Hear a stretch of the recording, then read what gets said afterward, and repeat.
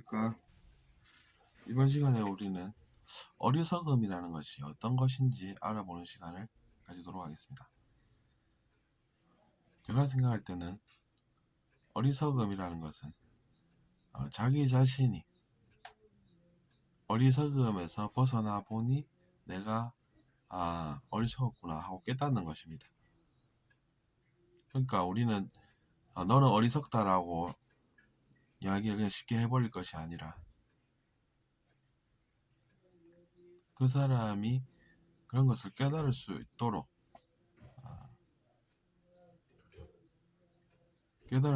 하는 그런 역할이 필요하다는 것입니다. 그 사람에게 혼을 낸다고 해서 그 사람이 그걸 깨닫는 것도 아니고, 또 자기 자신이 어리석은 것도 자기 자신이 모릅니다.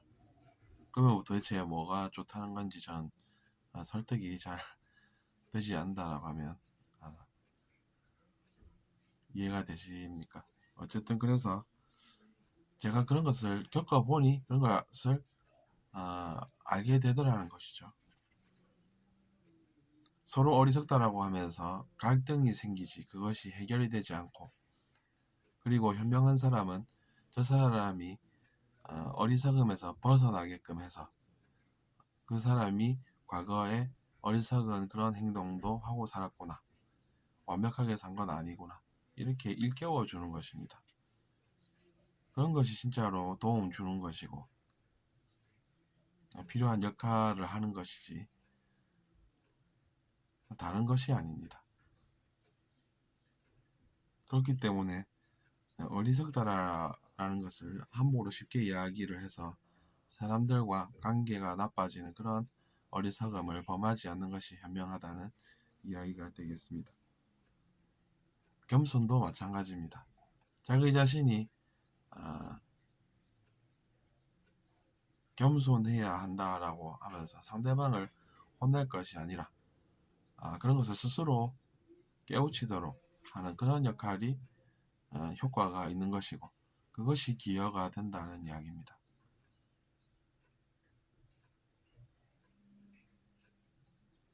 그래서 제가 느끼기에도 그렇습니다. 겸손하지 않는 사람은 그럴 수밖에 없는 이유가 있습니다. 그래서 알아보면 이제 과거에 트라우마 때문에 보상 심리로, 즉 열등감을 느끼게 했던 그 악영향으로 인해서 잠재의식에 그런 것이 영향을 받고 사라지는 것이 아니라 그 자리에 있으면서 그 사람의 인생에 영향을 계속해서 주기 때문에, 그 사람이 나는 열등감으로 손해를 봤으니까 우월의식으로 보상을 받아야지, 이렇게 생각을 한다는 것입니다. 그렇기 때문에 그렇게 할 수밖에 없는 것인데, 그것을 혼을 낸다고 해서 어떤 의미가 생기겠습니까? 그러니까 혼나는 사람만 계속 이제 악영향을 받게 되는 것이고, 그것이 좋은 것이 그 속에 없다라는 것을 우리는 또 알 수가 있는 것이죠. 그만큼 세상에는 이제 악영향이 많고 사람들을 속여서 주는 그런 악영향들, 그런 것들이 너무 많기 때문에 피해자도 많이 생기고, 가해자는 오히려 머리를 써서 계속해서 하던 것을 하고 그 속에 어떤 건전함이 있다는 것입니까? 합리적으로 생각해보면 이렇다는 것이고, 이성의 기능도 무시하는 사람이 오히려 수상합니다.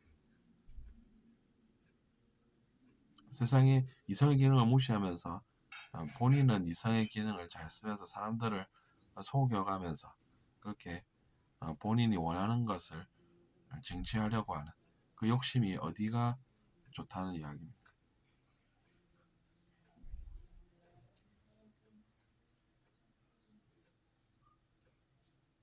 뭐 어쨌든 그래서 제가 얘기한 것이 이제 어린 시절에 라든지 아니면 뭐 그 전이라든지 뭐 그것은 건별로 다르겠지만 진실은 그렇습니다. 과거에 입은 트라우마로 잠재의식이 그런 것을 흡수한 채로 있다가 현실 생활에 계속해서 그게 반영을 주기 때문에, 뭐 해석을 하자면 아까 말씀드린 대로 나는 예전에 열등감을 느꼈기 때문에 우월의식을 선택을 해. 뭐 이렇게 선택을 하는 경우에 우리가 이해를 할 수 있겠습니까? 없겠습니까? 그것은 이해가 가능하다는 이야기입니다. 그 사람의 삶을 우리가 이해를 하면 그 사람도 왜 그러는지 이해가 가서 그것을 개선시켜야 되겠다라는 그 양심으로 그 사람도 어려움에서 구하고 뭐 그렇게 사는 것이지, 뭐 누군가는 원래부터 나쁜 존재여서 그 사람은 개선의 기미도 안 보이고 뭐 그렇게 얘기를 한다는 것은 잔인한 이야기가 된다는 것이죠.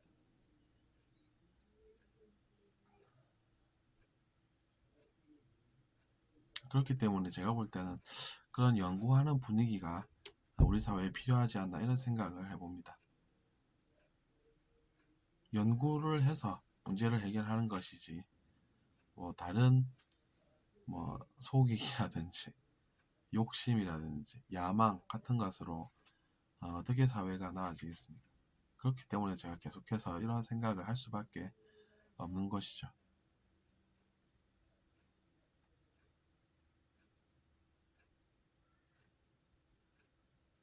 그렇기 때문에 우리는 선동도 조심해야 합니다. 선동이라는 것이 결국 사람들을 그런 쪽으로 몰아가지 않습니까?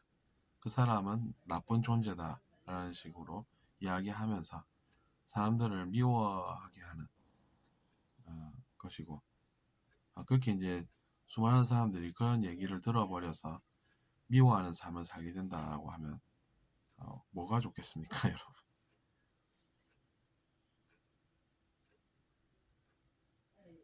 미워하는 거 배운 사람은 상대방 미워하는 거 배워서 본인도 괴로움을 겪게 됩니다. 미워한다는 것은 괴로워한다는 것과 다를 바가 없습니다.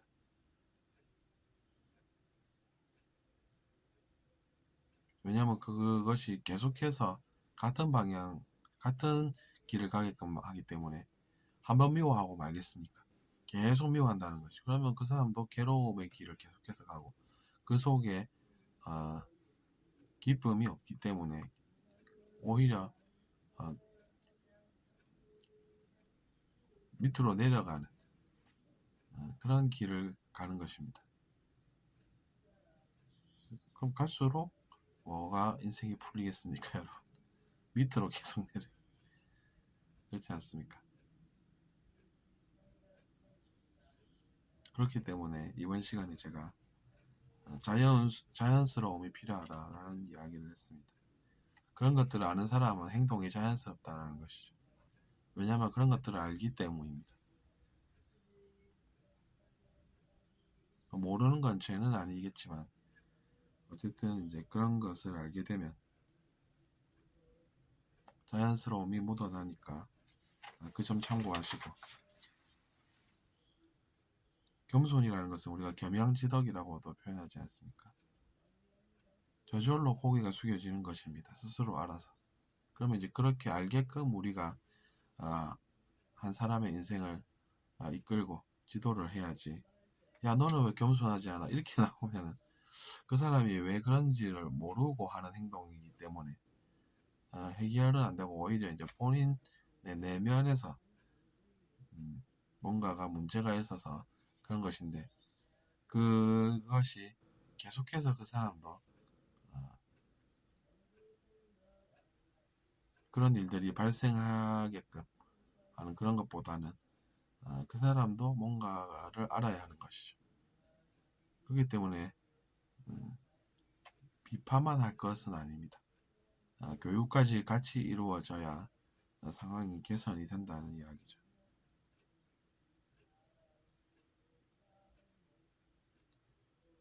겸손한 양심이라는 그것도 그래서 우리가 배움으로써 알게 되는 것이지 누구는 선한 사람이어서 그런 걸 그냥 잘 알아. 선한 존재여서 그런 걸 잘 알아.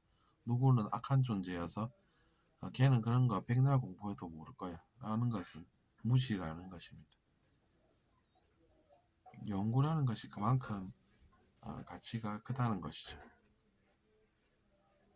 두 사람은 연구 대상이야 이러면서 그냥 웃기도 하지만 자기 자신부터 연구를 해서 사는 것이 사회에도 도움이 된다는 것입니다.